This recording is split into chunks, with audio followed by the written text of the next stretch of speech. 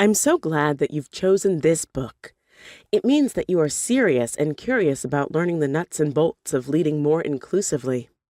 It means you realize that as the workforce becomes more global, diverse, hyper-connected, and work gets done in different ways and from different locations, the need for more inclusive leadership is imperative.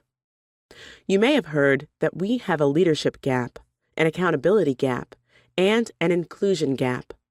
Most organizations are still reporting that they are making slow progress in their culture transformation efforts. A few report that they are making steady progress, and far fewer are making substantial progress.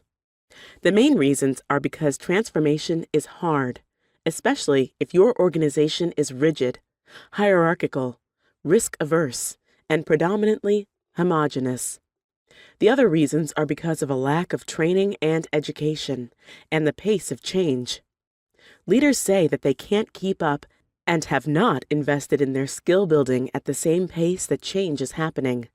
It can feel like a vicious cycle or like Groundhog Day, but it cannot continue if organizations want to remain competitive, want to become great places to work, and want to achieve sustainable success. Remember, now more than ever, inclusive leadership must become the new normal.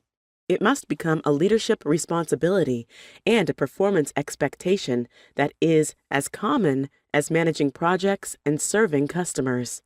From the boardroom to the C-suite, the group of high-level executives within a company, typically having titles that begin with chief, to the front lines, leaders must shift their mindsets and adopt new skill sets in order to meet the demands of the global changing marketplace, workplace, and the communities in which they do business. This chapter introduces you to the fundamentals of leadership and inclusion, and acts as a stepping-off point for what you'll discover in other chapters.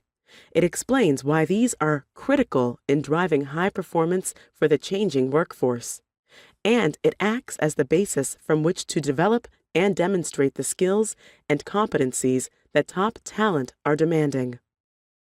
Knowing why inclusive leadership is important.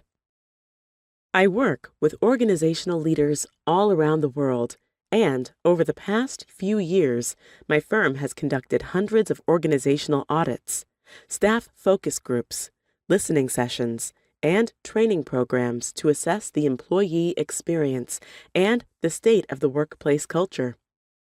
What we have found to be the most common denominator among those thousands of workers is a lack of inclusive leadership.